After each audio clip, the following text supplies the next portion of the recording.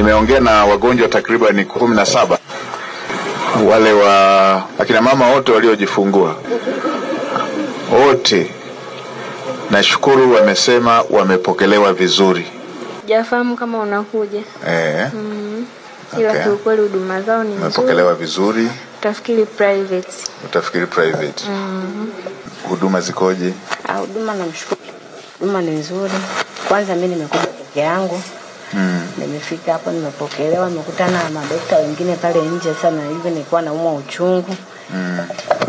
Na nisaidia tu mpaka nimejifungua, ndugu zangu wamekuja wamekuta nimeshajifungua tayari. Okay. Okay.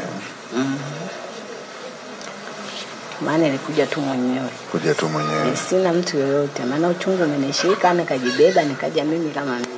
Ndugu wa kwanza umewakuta hapa? Ndugu wa kwanza nimewakuta hapa. Tena mimi nimehudumiwa na wadada, kwa kweli namshukuru Mungu amenihudumia vizuri bila hata shida yoyote. Umekuja lini? Nimekuja juzi.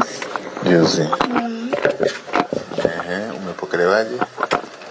Nimepokelewa vizuri alhamdulillah. Umepokelewa vizuri Sana. Haujakaa mapokezi kama umekuja kutembea? Hapana kabisa. Nilipokuja tu nikapata huduma. Umepata huduma ndio ukarudi kujiandikisha? Hapana. Nimeandikishwa nikapata huduma muda huo.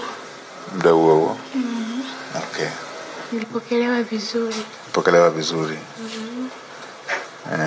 Daktari walikuja kwa wakati? Ndio. Na wakukuweka kusubiria? Hapana. Okay. Na sasa unaendeleaje? Naendelea vizuri. Mtoto anaendeleaje? Anaendelea. Naendelea kupata huduma? Ndio. Umeridhika na huduma? Ungekutana na rais sasa hivi ungemwambiaje? Ningemwambia nashukuru wafanyakazi wako vizuri.